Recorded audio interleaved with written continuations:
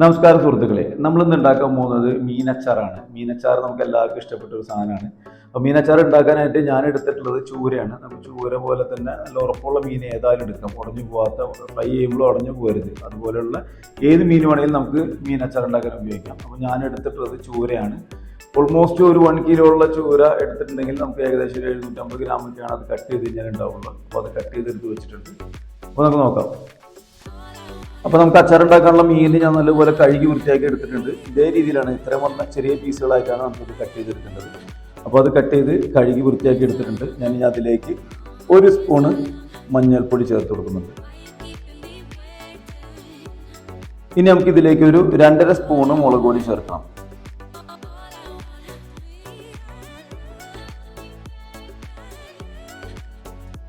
ഈ പൊടികളെല്ലാം ചേർത്തതിന് ശേഷം നമുക്ക് നല്ലതുപോലെ ഇതൊന്ന് മിക്സ് ചെയ്തെടുക്കാം. ശരിക്കും ഇതിൻ്റെ മഞ്ഞപ്പൊടി, മുളക് പൊടിയും ഉപ്പൊക്കെ നല്ലതുപോലെ പിടിപ്പിച്ചെടുക്കണം. അപ്പോൾ മീൻ ഞാൻ നല്ലതുപോലെ മസാലയൊക്കെ പിടിപ്പിച്ച് വെച്ചിട്ടുണ്ട്. നമുക്ക് ഇനി ഇതൊന്ന് മാറ്റി വെക്കാം. ഒരു 10 മിനിറ്റ് നേരത്തേക്ക്, നമുക്ക് 10-15 മിനിറ്റ് നേരത്തേക്ക് നമുക്കിതൊന്ന് മാറ്റി വെക്കാം.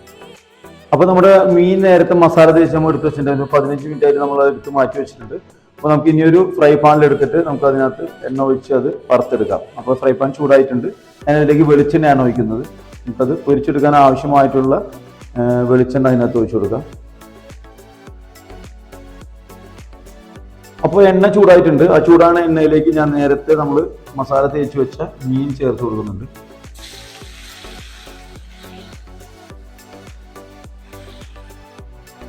അപ്പോൾ ഫിഷ് ഞാൻ ഓൾറെഡി ഇട്ട് കൊടുത്തിട്ടുണ്ട്. ഞാൻ ഫസ്റ്റത്തെ ട്രിപ്പ് ഇട്ടിട്ടുണ്ട്. അത് നമ്മൾ ആദ്യം ഇളക്കരുത്. കുറച്ച് നേരം കഴിഞ്ഞിട്ട് 2 മിനിറ്റ് കഴിഞ്ഞതിന് ശേഷം ഇളക്കി കൊടുത്താൽ മതി. അല്ലെങ്കിൽ ആദ്യം തന്നെ ഇളക്കി കഴിഞ്ഞാൽ മസാലയൊക്കെ മാറിപ്പോകും. അപ്പോൾ അതുകൊണ്ട് എന്ത് ചെയ്യുക, ഇങ്ങനെ തന്നെ വെച്ചിട്ട് ഒരു സൈഡ് ഒന്ന് വെന്തതിന് ശേഷം പിന്നെ മിക്സ് ചെയ്ത് കൊടുക്കുക, ഇളക്കി കൊടുക്കുക കേട്ടോ. അപ്പോൾ നമ്മുടെ ഫിഷ് എല്ലാം ഫ്രൈ ആയി വന്നിട്ടുണ്ട്. നമുക്ക് ഈ ഒരു ഫ്രൈ ആയിട്ട് കിട്ടിയാൽ മതി. വല്ലാതെ അങ്ങോട്ട് ഫ്രൈ ആയിട്ട് കരിഞ്ഞു പോകരുത്. ഒരു മീഡിയം ഫ്രൈ ആയി കഴിഞ്ഞാൽ, അത്യാവശ്യം നല്ല രീതിയിലൊന്ന് ഫ്രൈ ആയി കിട്ടി കഴിഞ്ഞാൽ നമുക്ക് എടുക്കാം. ഇത് ഓക്കെ ആയിട്ടുണ്ട്. നമുക്ക് ഈ ഒരു പരുവത്തിൽ നമുക്ക് എടുത്ത് കോരി മാറ്റാം.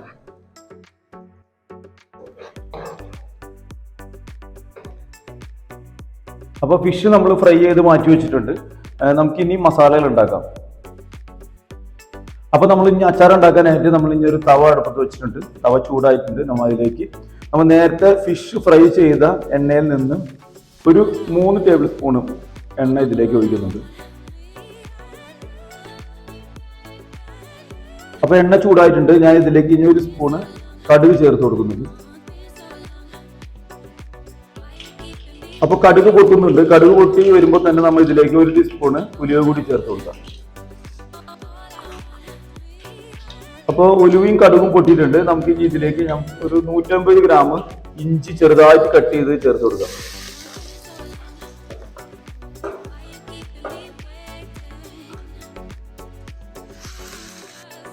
ഇനി ഇതിലേക്ക് നമുക്കൊരു 3 വെളുത്തുള്ളി, ഫുള്ളായിട്ടുള്ള വെളുത്തുള്ളി അതിൻ്റെ കംപ്ലീറ്റ് ചതച്ചത് ചേർത്ത് കൊടുക്കാം. 3 ഫുള്ളായിട്ടുള്ള വെളുത്തുള്ളി തന്നെ എടുക്കണം.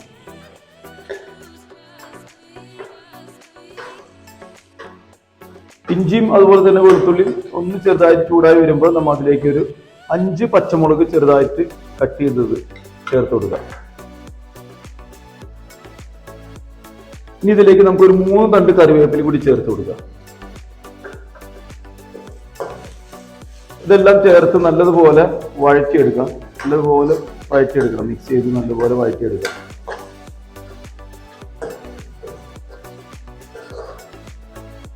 ഇഞ്ചി, വെളുത്തുള്ളിയും പച്ചമുളക് എല്ലാം ഒന്ന് നല്ലപോലെ മിക്സ് ചെയ്ത് കൊടുത്തതിന് ശേഷം നമുക്ക് ഇനി ഇതിലേക്ക് ഒരു 2 സ്പൂൺ കൂടി ചേർത്ത് കൊടുക്കണം.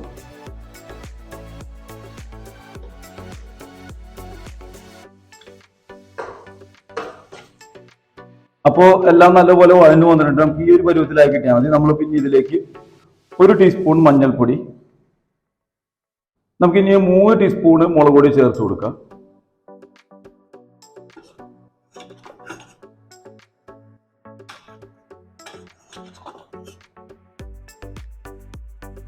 ഇനി ഇതിലേക്ക് നമുക്ക് എരിവുള്ള മുളക് പൊടി 1 ടീസ്പൂൺ കൂടി ചേർത്ത് കൊടുക്കാം. ഞാൻ നേരത്തെ ഇട്ടിട്ടുള്ളത് കാശ്മീരി മുളക് പൊടിയാണ്. അപ്പോൾ 1 ടീസ്പൂണ് എരിവുള്ള മുളക് പൊടി കൂടി ചേർത്ത് കൊടുക്കുന്നുണ്ട്. ഇനി ഇതിലേക്ക് നമുക്ക് ഒരു 1/4 ടീസ്പൂൺ കായപ്പൊടി കൂടി ചേർത്ത് കൊടുക്കുന്നുണ്ട്. ഇതെല്ലാം ചേർത്തിട്ട് നല്ലപോലെ മിക്സ് ചെയ്തെടുക്കാം. ഇത് പൊടികളെല്ലാം ചേർത്ത് അധികം നേരം മിക്സ് ചെയ്യേണ്ട കാര്യമില്ല. ജസ്റ്റ് ഒരു 30 സെക്കൻഡ് ഒന്ന് മിക്സ് ചെയ്തെടുത്താൽ മതി. അധികം ഇത് മിക്സ് ചെയ്ത് വല്ലാതെ വഴറ്റിയെടുക്കേണ്ട കാര്യമില്ല. പൊടികളൊന്ന് പച്ചമണം മാറുന്ന വരെ 30 സെക്കൻഡ് ഒന്ന് ആക്കി കൊടുത്താൽ മതി. അപ്പോൾ പൊടികളൊക്കെ ഞാനൊരു 30 സെക്കൻഡ് നല്ലപോലെ ഒന്ന് വഴറ്റിയെടുത്തിട്ടുണ്ട്. ഇതിൻ്റെ പച്ചമണം ഒക്കെ ഒന്ന് മാറി കിട്ടിയിട്ടുണ്ട്. ഇനി നമുക്ക് നേരത്തെ ഫ്രൈ ചെയ്ത് വെച്ച മീൻ ഇതിലേക്ക് ചേർത്ത് കൊടുക്കാം.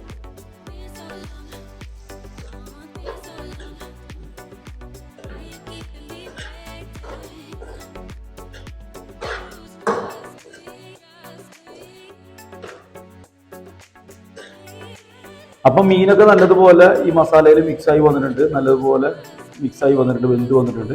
മസാലയിൽ കിടന്ന് ഒരു 5 മിനിറ്റ് നമുക്ക് ഇതുപോലെ മിക്സ് ചെയ്ത് വേവിച്ചെടുക്കണം. ഇത് ആയി കഴിഞ്ഞ് കഴിഞ്ഞാൽ നമുക്ക് ഇനി ഇതിലേക്ക് ഒരു 4 ടേബിൾ സ്പൂണ് വിനെഗർ ഒഴിച്ചു കൊടുക്കാം.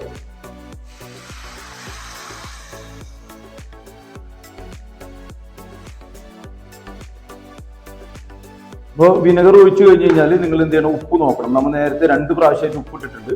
ഇനി നിങ്ങൾ വിനെഗർ ഒഴിച്ചതിന് ശേഷം ചിലപ്പോൾ ഉപ്പ് നോക്കിയതിന് ശേഷം ചിലപ്പോൾ നിങ്ങൾക്ക് ഇടേണ്ടി വരും, ചിലപ്പോൾ അത് മതിയാവും. വിനെഗർ ഞാൻ 4 ടേബിൾ സ്പൂണാണ് ഒഴിച്ചുള്ളത്. ഇനി വേണമെങ്കിൽ കുറച്ചുകൂടി ഞാൻ കുറച്ചുകൂടി ഒഴിക്കുന്നുണ്ട്. നിങ്ങളുടെ ആവശ്യത്തിന് വിനെഗർ ഒഴിച്ച് കൊടുക്കാം. എന്നിട്ട് ഉപ്പ് നോക്കാം. വിനെഗർ ഒഴിക്കുന്നതനുസരിച്ച് നിങ്ങൾ കറക്റ്റ് ഉപ്പ് നോക്കണം കേട്ടോ. വിനെഗർ ഒഴിക്കുമ്പോൾ പിന്നെ നിങ്ങൾക്ക് ഉപ്പിൻ്റെ ആവശ്യം കൂടുതൽ വരും. അപ്പോൾ ഇങ്ങനെ ചെയ്ത് കഴിഞ്ഞ് കഴിഞ്ഞാൽ കുറച്ച് നമുക്ക് എടുത്ത് വെക്കാൻ പറ്റും. അപ്പോൾ ഇത് നല്ലതുപോലെ മിക്സ് ചെയ്തിട്ട് എടുക്കുക, ഉപ്പ് ആവശ്യത്തിന് ചേർക്കുക. എന്നിട്ട് ഇത് തണുത്തതിന് ശേഷം മാത്രം വേറെ പാത്രത്തിലേക്ക് ഇത് ഓഫ് ചെയ്തിട്ട് ഇതിങ്ങനെ തന്നെ വെക്കണം. അതിനുശേഷം ഒരു 3 മണിക്കൂറൊക്കെ എടുത്ത് വെച്ചതിന് ശേഷം നിങ്ങൾ വേറെ പാത്രത്തിലേക്ക് ഇത് മാറ്റാൻ പാടുള്ളൂ. ഡ്രൈ ആയിട്ടുള്ള പാത്രത്തിലേക്ക് മാറ്റി വെക്കാം. അപ്പം നമ്മുടെ മീനച്ചാർ റെഡി ആയിട്ടുണ്ട്. നല്ല അടിപൊളി ടേസ്റ്റുള്ള സാധനമാണ്. എല്ലാവരും ഉണ്ടാക്കി നോക്കണം. നല്ല സൂപ്പർ ടേസ്റ്റാണ്. നമുക്ക് നല്ല മീനുകൾ കിട്ടുന്ന സമയത്ത് പെട്ടെന്ന് ഉണ്ടാക്കാൻ പറ്റുന്ന ഒരു സാധനമാണ്. നല്ല അടിപൊളി ടേസ്റ്റാണ്. ഞാൻ കഴിച്ചു നോക്കി. അപ്പോൾ അതുപോലെ തന്നെ ഞാൻ നേരത്തെ പറഞ്ഞ പോലെ നിങ്ങൾ കറക്റ്റായിട്ട് നോക്കിയിട്ട് എടുത്തു വെക്കുക. ഡ്രൈ ആയിട്ടുള്ള പാത്രത്തിൽ ഇട്ട് വെക്കണം, അല്ലെങ്കിൽ പെട്ടെന്ന് കേടായി പോകും. ഓക്കെ, അപ്പോൾ എല്ലാവരും ഉണ്ടാക്കി നോക്കുക. ലൈക്ക് ചെയ്യുക, ഷെയർ ചെയ്യുക, സബ്സ്ക്രൈബ് ചെയ്യുക. നിങ്ങൾ കമൻറ്റുകൾ രേഖപ്പെടുത്തുക. നിങ്ങളുടെ അഭിപ്രായങ്ങൾ കറക്റ്റായിട്ട് കമൻ്റ് ആയിട്ട് രേഖപ്പെടുത്തുക. അപ്പോഴാണ് നമുക്ക് നെക്സ്റ്റ് വീഡിയോയിൽ എന്തെങ്കിലും കുഴപ്പങ്ങളോ കാര്യങ്ങളോ എന്തെങ്കിലും ഉണ്ടെങ്കിൽ നമുക്ക് അതിനനുസരിച്ച് മാറ്റി മുന്നോട്ട് പോകാൻ പറ്റുള്ളൂ. Thank you.